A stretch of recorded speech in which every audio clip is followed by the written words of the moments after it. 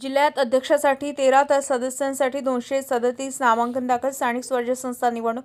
जिल्ह्यातील 6 नगरपरिषदेच्या अध्यक्ष व सदस्यपदासाठी 2 डिसेंबर रोजी मतदान होणार असून 3 डिसेंबर रोजी मतमोजणी होणार आहे. आज नामांकन दाखल करण्याच्या 6व्या दिवशी अध्यक्षपदासाठी 13 तर सदस्यपदासाठी 237 नामांकन पत्र दाखल झाले. जिल्ह्यात वर्धा, हिंगणघाट, आर्वी, पुलगाव, देवळी व सिंधी रेल्वे या 6 नगरपरिषदेच्या अध्यक्ष व सदस्यपदासाठी निवडणूक होणार आहे.